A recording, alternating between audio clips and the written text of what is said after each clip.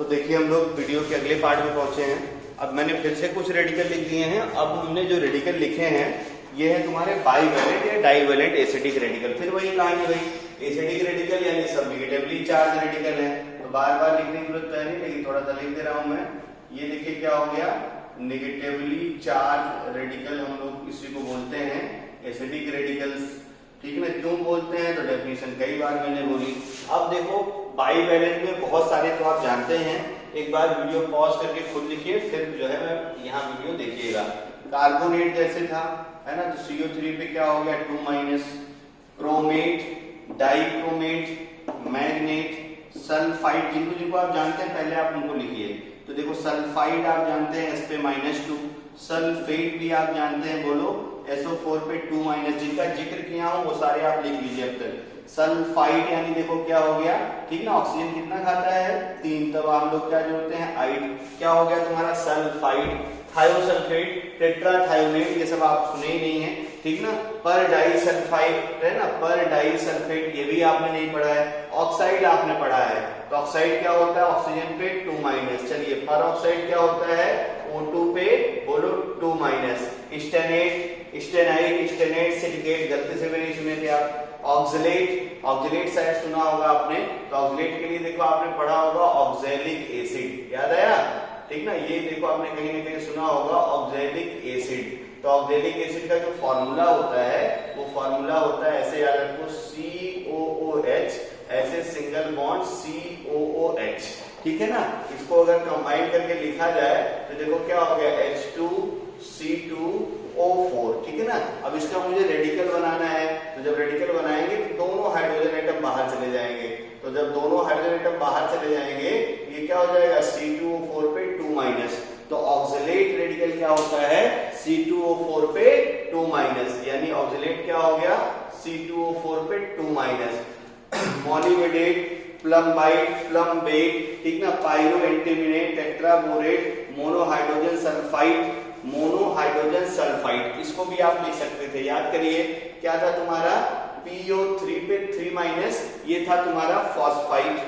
और फिर देखो ध्यान से PO4 पे जो 3- था ये था तुम्हारा फॉस्फेट।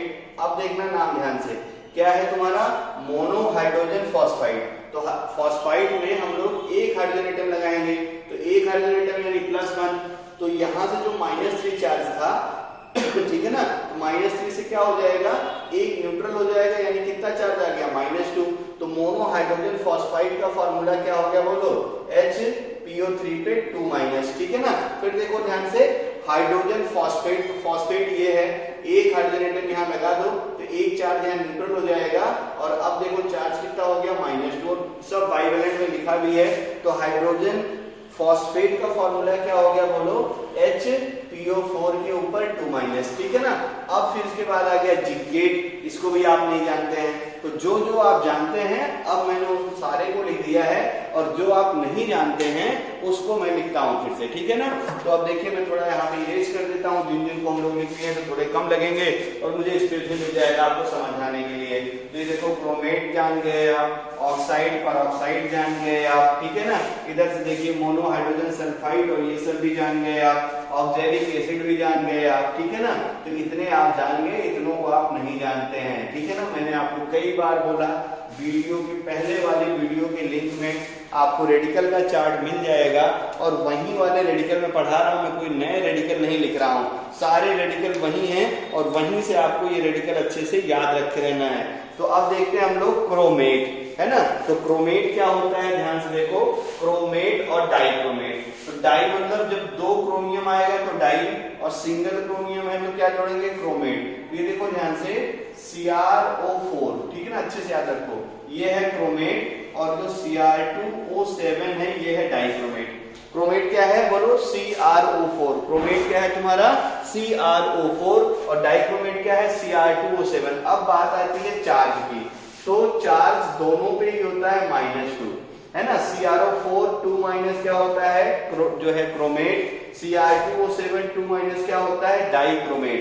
क्रोमेट बोलो साथ में क्या होता है CrO4 पे 2- क्या होता है क्रोमेट, डाइक्रोमेट क्या होता है Cr2O7 पे 2- ये क्या होता है तुम्हारा, ठीक है ना, बोलिए ये होता है डाइक्रोमेट, ठीक है ना। तो क्रोमेट क्या है CrO4 पे 2-, डाइक्रोमेट क्या है Cr2O7 पे 2-। ठीक है ना। अब हम लोग आते हैं देखो मैग्नेट। तो पर मैग्नेट पढ़ा था आपने, क्या था MnO4 पे सिंगल माइनस। अब हमें मैग्नेट पढ़ना है तो ये देखो क्या होता है, मैग्नेट होता है MnO4 पे 2-। मैग्नेट क्या होता है देखो MnO4 के ऊपर 2-। ठीक है ना। तो ये देखो ध्यान से, आपने इनको भी सीख लिया। ठीक है ना। तो इसको अब फिर मैं इरेज कर देता हूं, फिर से मैं लिख देता हूं मैग्नेट को कैपिटल M सफिक्स में N ऑक्सीजन 4 और यहाँ पे 2-। तो ध्यान से देखना, क्रोमेट बोलो साथ में CrO4 पे 2-, डाइक्रोमेट बोलो Cr2O7 पे 2-, मैग्नेट बोलो MnO4 पे 2-। तो इधर के भी सारे रेडिकल आप सीख गए, इसको भी मैं इरेज कर देता हूं। ठीक ना। क्रोमेट बोलो साथ में CrO4 पे 2-, डाइक्रोमेट बोलो साथ में Cr2O7 पे 2-, मैग्नेट बोलो साथ में MnO4 पे 2-। अब इसके बाद हम लोग आते हैं थायोसल्फेट पे। ठीक है ना। हम लोग किस पे आते हैं, थायोसल्फेट। तो थायोसल्फेट, ठीक ना, खूब अच्छे देखो, जो थायोसल्फेट होता है, थायोसल्फेट होता है आपका H2O3 पे 2-। अच्छे से याद रखो, थायोसल्फेट क्या होता है H2O3 पे 2-। ठीक है ना। थायोसल्फेट H2O3 पे 2-। थायोसल्फेट क्या होता है H2O3 पे 2-। मैं आपको कई बार बोल रखा हूं, आप जो है एक रेडिकल के 3-4 कंपाउंड लिख लो तो आपको सारे रेडिकल याद हो जाएंगे। तो पहले एक बार मैं पढ़ा रहा हूं और आपके लिए सब रेडिकल का कम से कम 3-3, 4-4 कंपाउंड होमवर्क है। पूरी एक कॉपी भर डालो सारे कंपाउंड लिख लिख के, आप देखना फिर कभी रेडिकल ये भूलते नहीं है।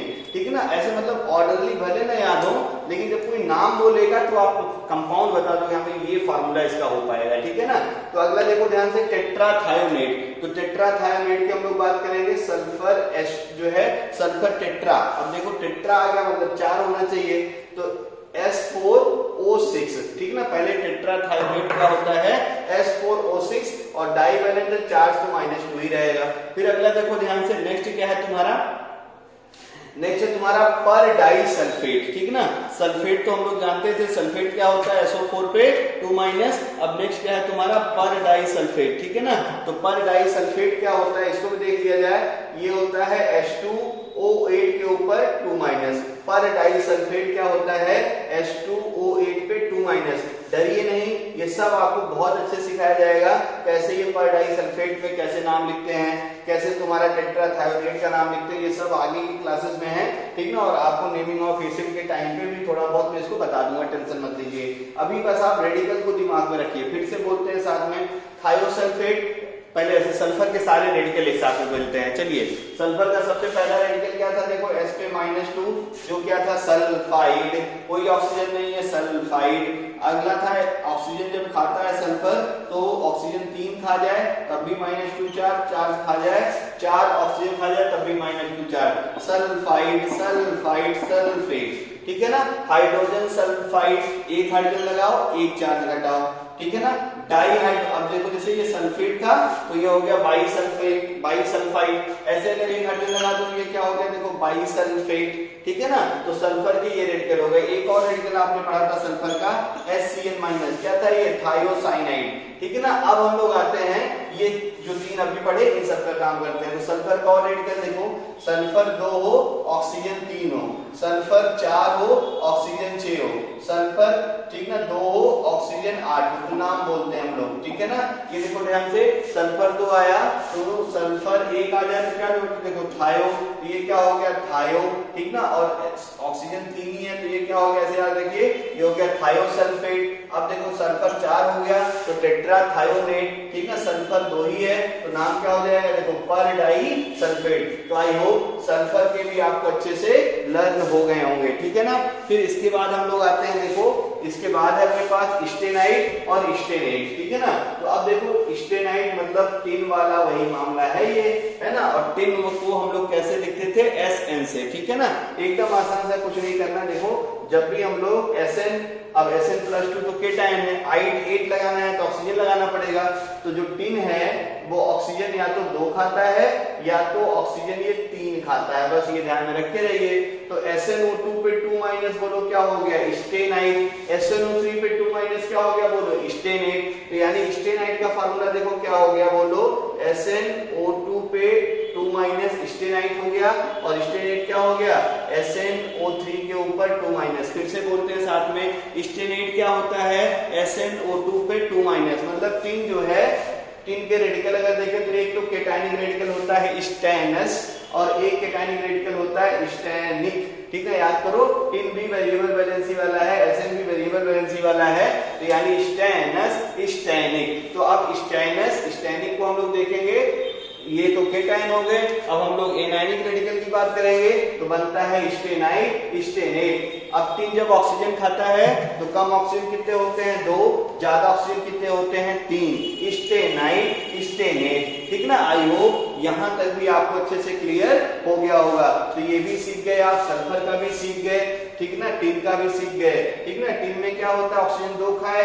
-2 चार्ज स्टेनाइट, SnO3 पे 2- क्या हो गया, स्टेनेट। तो ये आपके रेडिकल हो गए यहां तक। अब आते हैं हम लोग सिलिकेट पे।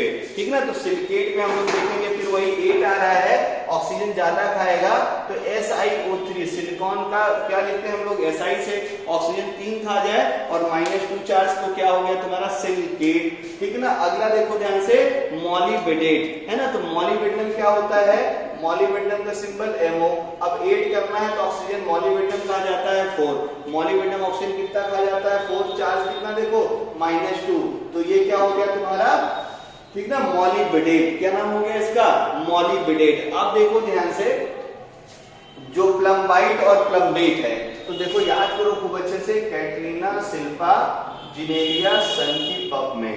और अभी तुमने इसके टिन के रेडिकल पढ़े, तो टिन में जब रेडिकल केटायनिक की बात करो तो Sn+2, और केटायनिक रेडिकल की बात करो Sn+4। तो ये स्टेनस स्टेनिक। अब केटायनिक रेडिकल जो आपका टिन है, इसके एनायनिक रेडिकल की बात करो तो ये खाता है ऑक्सीजन, एक बार ऑक्सीजन खाएगा 2, और एक बार ऑक्सीजन खाया था, याद करो, ऑक्सीजन खाया था 3। लेकिन चार्ज देखो क्या था तुम्हारे पास, SnO2 पे 2- भी था और SnO3 पे भी 2-। देखो जितने पॉजिटिव उतने नेगेटिव।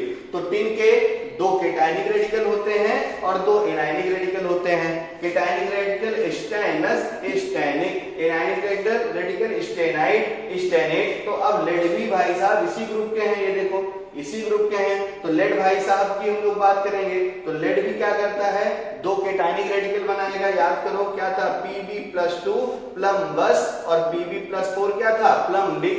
एनायनिक रेडिकल भी देखो ये 2 बनाएंगे और दोनों रेडिकल क्या हो जाएंगे, फिर से वही कहानी, PbO2 पे 2- और इधर से देखो क्या हो जाएगा, PbO3 पे 2-। तो एक क्या हो गया तुम्हारा प्लम्बाइट और एक क्या हो गया तुम्हारा प्लम्बेट। ठीक है ना, तो प्लम्बाइट बोलो क्या हो जाएगा, ऑक्सीजन कम वाला, फार्मूला क्या हो गया बोलो, PbO2 पे 2- क्या हो गया, प्लम्बाइट। प्लम्बेट क्या हो गया बोलो, PbO3 पे 2- क्या हो गया, प्लम्बाइट। तो आई होप यहां तक भी खूब अच्छे से आपका तैयार हो गया होगा। और पायरो एंटीमिनेट, ठीक है ना, ये थोड़ा याद करना है। पायरो एंटीमिनेट का फॉर्मूला होता है H2Sb2O7, H2Sb2 और O7 पे 2-। ये फिलहाल अभी 10th में इसका कोई कंपाउंड अपने को नहीं मिलेगा, ठीक ना, और ये सब 11th 12th में काम आएंगे, तो अभी पढ़ेंगे तो ज्यादा दिन तक याद रहेगा। फिर अगला देखते हैं हम लोग टेट्राबोरेट, ठीक है ना। तो बोरेट होता है बोरॉन यानी B4O7, 4 टेट्राबोरेट और चार्ज कितना 2-। तो B4O7 ये क्या हो गया तुम्हारा टेट्राबोरेट। और लास्ट है अपना देखो ध्यान से, जिंकेट, ठीक है ना। अब जिंकेट, तो जिंकेट भी हम लोग उसी भाई जिंक के साथ में लगाना पड़ेगा ऑक्सीजन। तो जिंक के साथ में जब ऑक्सीजन लगता है, ठीक ना, तो जिंकेट होता है, 2 ऑक्सीजन खा जाए तो माइन जो है मैक्सिमम मानते हैं हम लोग, ZnO2 पे 2-। क्या हो गया तुम्हारा जिंकेट, ठीक है ना। जिंकेट इंपॉर्टेंट है 10th के लिए, एक कंपाउंड बनता है।